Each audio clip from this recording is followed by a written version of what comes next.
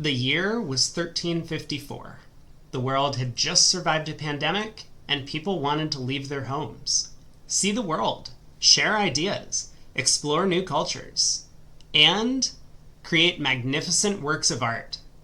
This was the beginning of the Renaissance, a golden age of creativity.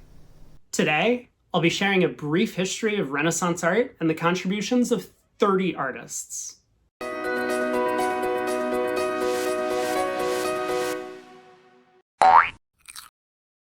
To set the stage, I want to bring up two important points that will put the work and lives of these artists into perspective. First, Christianity was one of the most powerful forces in Europe at the time, and this explains why many artists created grand religious works until the early 1500s when the Protestant Reformation took place. Second, art was often commissioned by wealthy individuals known as patrons, so artistic freedom was severely dampened as painters and sculptors were tasked with producing work to the taste of their patron. As we go through, I'm going to create a ranking of where I see these artists, not only in terms of the beauty of their work, but also their impact on culture through the ages. I'm going to use these 5 categories. Now, let's take a look at our first artist.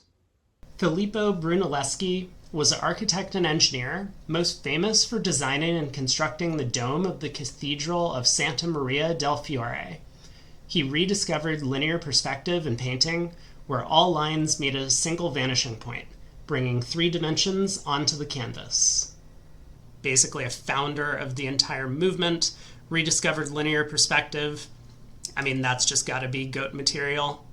Lorenzo Ghiberti was a sculptor, famous for Gates of Paradise for the Florence Baptistry. As a master sculptor, he trained Donatello in his workshop. Amazing artist, incredible work, but not nearly as impactful as some of the others on this list. Donatello was a sculptor, most famous for the Bronze David. He was employed by the Medici family, a powerful ruling class in Florence at the time. He often insisted on using his own artistic freedom in his works, much to the dismay of his patrons. Very much one of the goats of sculpting, so he's going to go up here in the top category for sure. Jan van Eyck was a Netherlandish painter, famous for the Ghent altarpiece. He perfected the early techniques of oil painting.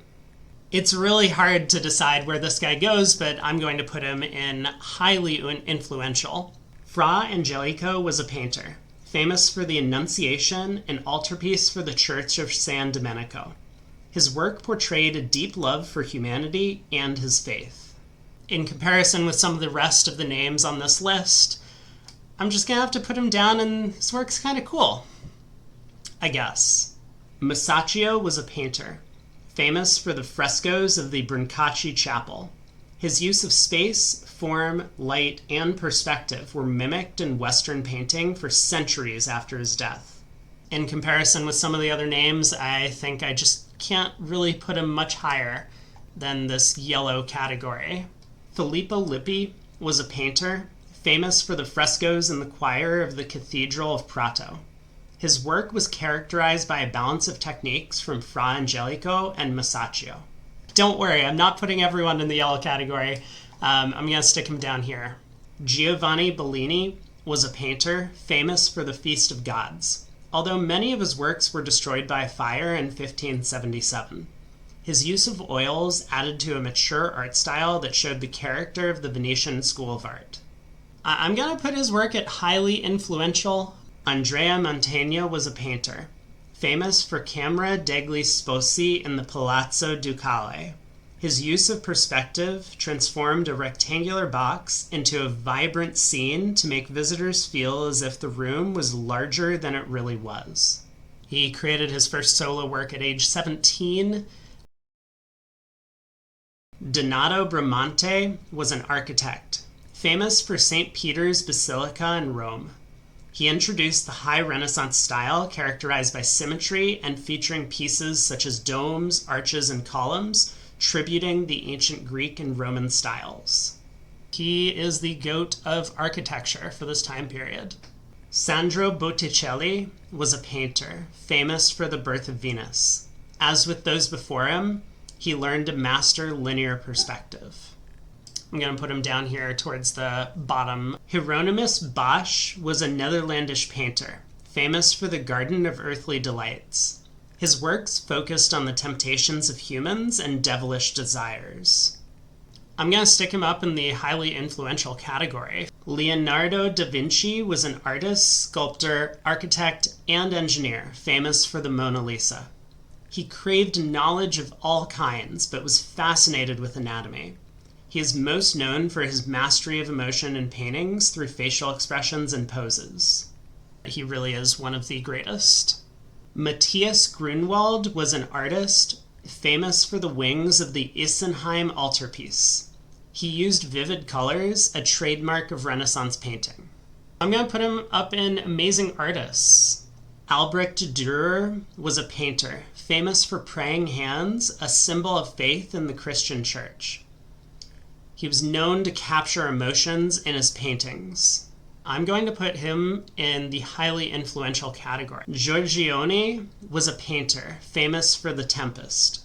He studied under Bellini to learn how to apply mood and color to paintings, creating a mysteriousness iconic of his work. I can't really justify putting him any higher than this yellow tier.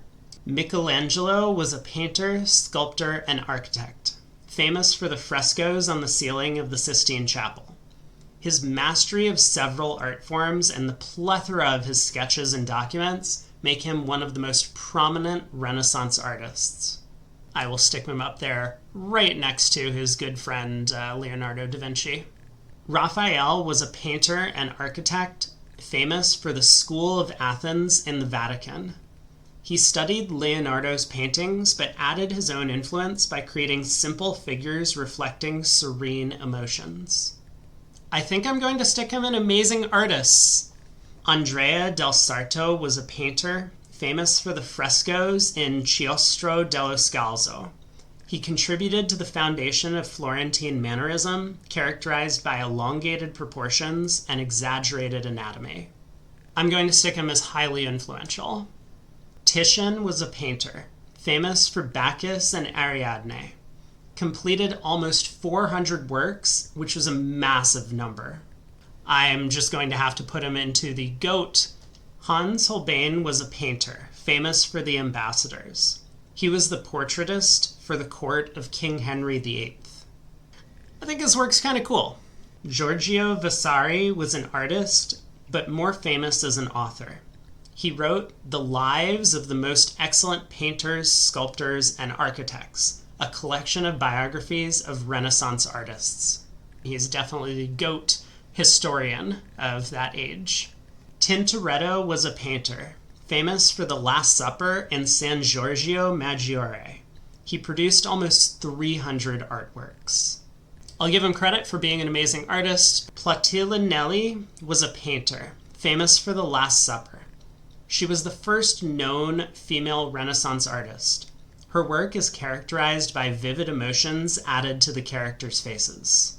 For a number of reasons, I'm just going to have to put her up here in the GOATs. Paolo Veronese was a painter, famous for The Wedding at Cana. He is known for his large-scale paintings of religious ceremonies and mythological scenes. I think his work is kind of cool. Katharina von Hemissen was a painter, famous for self-portrait. This was the first self-portrait of an artist seated at an easel. I'm going to stick her in the highly influential category. Sofonisba Anguissola was a painter, famous for Lucia, Minerva, and Europa Anguissola playing chess. She was well known for her portraiture and was the first female to apprentice with a painter who was not her relative, opening the door for more female apprentices.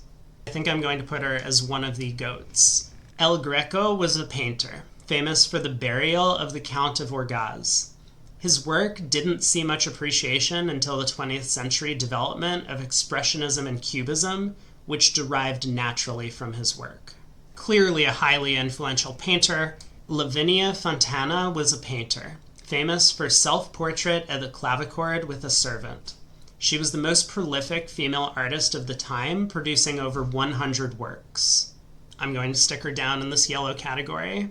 Caravaggio was a painter, famous for Judith beheading Holofernes. His work was characterized by his depiction of realistic religious scenes, rather than the elegant and fairy tale-like depictions of the time. He killed a man. So for that reason alone, I am definitely not letting my child train with him. Artemisia Gentileschi was a painter, famous for self-portrait as the allegory of painting. Her work was characterized by natural expression and dramatic portrayal. I find her work to be not quite of the same quality as some of the other painters on the list. So there's my tier list. Let me know in the comments if there's anything that you disagree with.